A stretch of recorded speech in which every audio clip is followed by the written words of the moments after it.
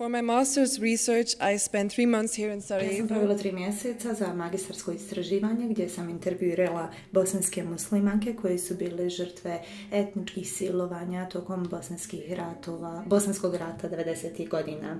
Ova prezentacija će se fokusirati na etnografski terenski rad koji sam provela nakon seksualnog nasilja koje je počinjeno ovdje. Konkretno će se baviti odnosom između žrtava i njihovog osjećaja pripadanja u postkonfliktnom društvu.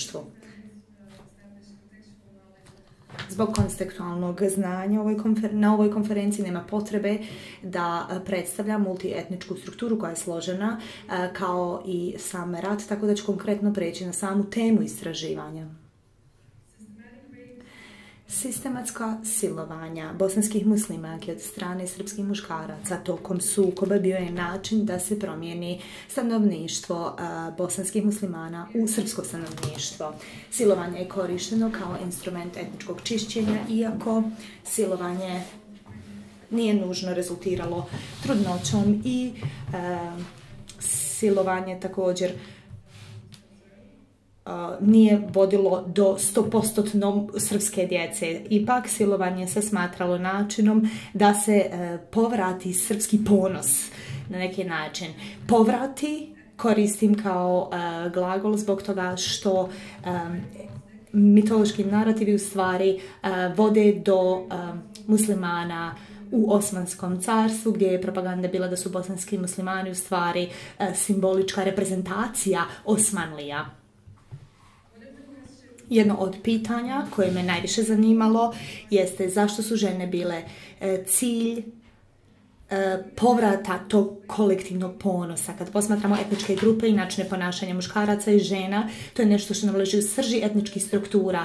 Nadalje, seksualno ponašanje etničke grupe igra veliku ulogu u smislu časti jedne etničke grupe kao cjelovite grupe i zbog deseksualizacije etničkih struktura najvažniji prikaz nasilja jeste silovanje žene iz etničke grupe i to jeste taj prikaz koji su srpski nacionalisti nekako širili širom javnosti. Također je kulturalno propagirano među Srbima kroz nacionalne narative da su žene majke nacije, da imaju društvenu odgovornost, da budu visoko reproduktivne u korist budućeg postojanja etničke grupe. To implicira vrlo veliki naglasak na simboličkom značenju ženskog tijela i moguće je naći simboličku reprezentaciju tokom historijskih prikaza širom regije bivše Jugoslavije, gdje se žene posmatralo kroz pozicije supruge, majke,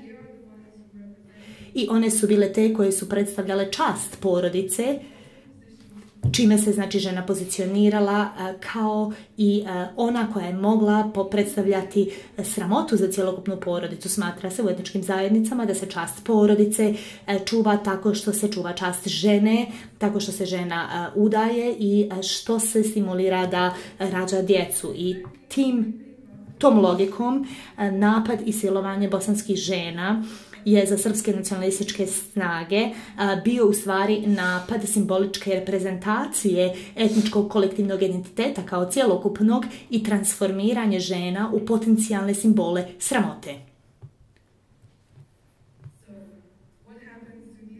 Šta se desilo tim ženama nakon seksualnog nasilja, gdje je kolektivna čast nekako narušena? Ja sam pitala svoje ispitanice o tome. Konkretno sam ih pitala da li osjećaju stid ili krivicu. Jedna od njih je rekla, citiram, ne osjećam krivicu, ali se uvijek nekako stidim da sam ja ta žena i toga se stidim jer znam kako je bilo prije rata i kako su smatrale žene koji su silovane. Jadna ona.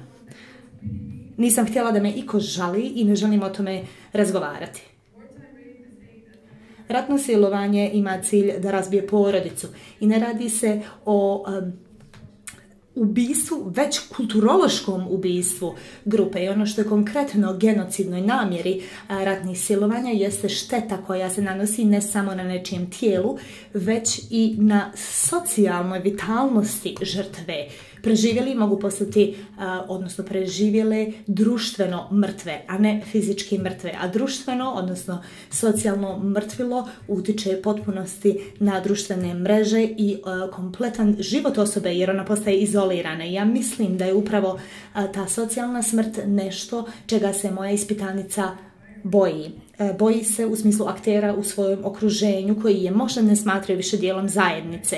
To nije nešto što nas iznenađuje zbog toga što se često smatra da silovane žene u patrijarhalnim porodicama jesu stigmatizirane od strane članova porodice i zajednice. Stigmatizacija je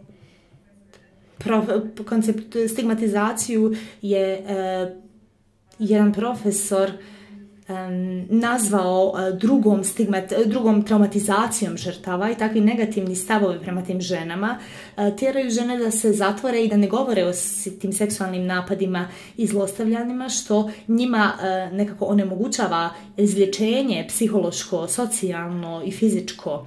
Mnoge ispitanice su mi rekle da ne žele da govore o prošlosti, da ne žele da ljudi znaju šta im se desilo, ali su i sve nekako jasno rekle da rade sa nevladnom organizacijom koja se bavi ženama žrtvama ratova.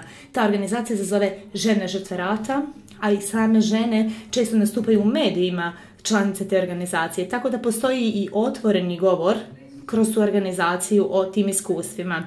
Odnos između preživjeli prema seksualnom nasilju nije toliko otvoreno jasan i često se radi o jednom podijeljenom iskustvu žrtava etničkog silovanja koje na neki način dijele taj postkonfliktni život u smislu njegovih karakteristika.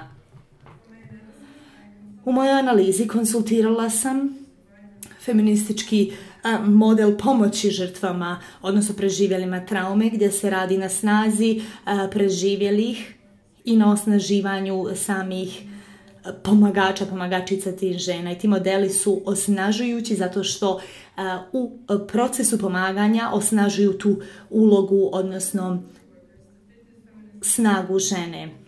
Same žene, kao takve koje su iskusile seksualno nasilje, po mom mišljenju mogu biti najbolje pomagačice, ali dijele kulturološki kontekst samih žrtava i širom teritorije bivše Jugoslavije, uključujući Bosnu. Mnogobrojne ženske grupe su nastale sa ciljem da osnaže žene te da nekako propitaju rodne uloge koje su uzrokovane patrijarhalnom strukturom društva. U NVO sektoru dosta je dokumentacije o ovome da su žene zaista djelovale kao aktivne liderice u tom smislu. Imajući to na umu, žene iz nevladnih organizacija mogu biti kako žrtve, tako i preživjele, mogu i same biti traumatizirane, ali ja smatram da su i sposobne da ponude značajnu pomoć svojim kolegicama, prijateljicama, žrtvama. Često se smatra da su preživjele previše traumatizirane da pomognu, jednostavno da ne mogu da govore o nasilju zato što smatraju da će ih porodica ili zajednica stigmatizirati dok recimo nude pomoć drugim ženama, ali to nije uvijek tako.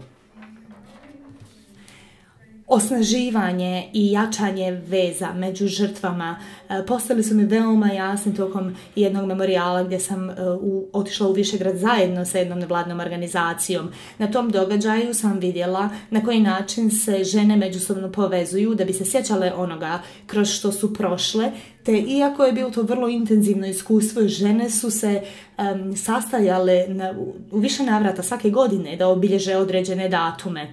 Skoro da i nije bilo drugih srodnika na tom obilježavanju. To je bio događaj koji su organizirale žene za žene žrtve seksualnog nasilja. Za mene ton žena o tom događaju bio je vrlo zanimljiv. Kada smo došli u Republiku Srpsku, na naš autobus pratilo je policijsko auto. Mi nismo imali policijsko auto koje nas je pratilo tokom puta u Federaciji. Jedan od policajaca je stao do nas kod jednog restorana i rekao jednoj Ameli iz nevladne organizacije da će nam reći kada ćemo moći nastaviti s putovanjem. To se čini nebitnim, ali je to uzrokovalo nemir među ženama u autobusu i jedna je vrlo glasno i cinično rekla: mogli su nas silovati, mogli su nas paliti i kako sad fino vidite što nam dozvoljava da nastavimo sa ovim putovanjem. Sam policajac nije čuo šta su žene rekle u autobusu, ali sama činjenica da su one glasno i jasno govorile pred drugim ženama koje su silovane protiv muškaraca koji su ih silovale, označava da su one na neki način preuzele kontrolu nad onim što imaju kao svoje iskustvo rata. Na samom početku moram reći da postoji taj nedostatak straha sada. Znači, one se više ne boje muškaraca koji su ih silovali. Tu je bilo prisustvo tog policajca, ali su žene pružale podršku jedna drugom i to su mi jasno rekli, citiram ovdje. Osjećaš se sigurnijom, ne mogu nam više ništa.